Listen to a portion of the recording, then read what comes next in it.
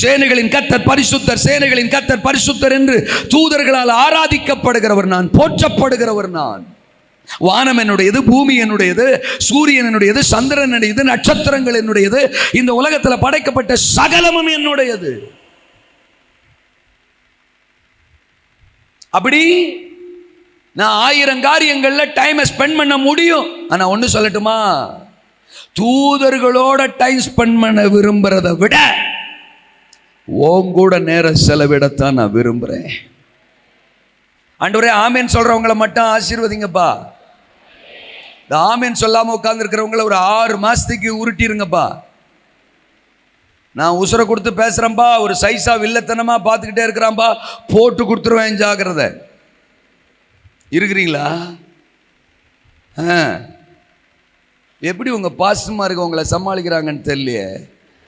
வாழ்க வளமுடன். தோத்துறேன். சில ஆள்லாம் இங்க பேசிரு பாப்பான், பேசிடுவேன் நீ மாவனே, தோத்துறான், ஆமேன்னு சொல்லிடுவேன் நான், செஞ்சிருவேன் நான் அப்படிங்கிற மாதிரி உட்கார்ந்துருக்க. பேசிடணும்னு தான் வந்திருக்கேன், அசச்சிடணும்னு தான் வந்திருக்கேன். நான் இல்லை, எனக்குள்ள இருக்கிற ஜீவன், எனக்குள்ள இருக்கிற கிறிஸ்து, எனக்குள்ள இருக்கிற வார்த்தை ஒன்ன ஒரு அசச்ச தீரும்.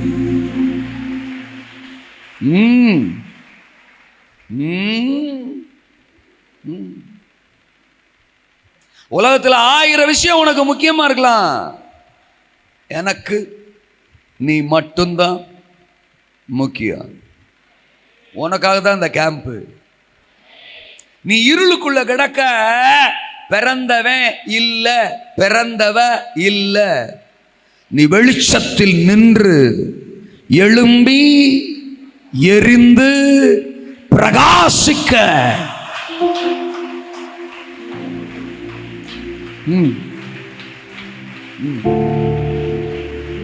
அடிக்கடி நான் சொல்லுவேன், கிறிஸ்தவ வாழ்க்கைங்கிறது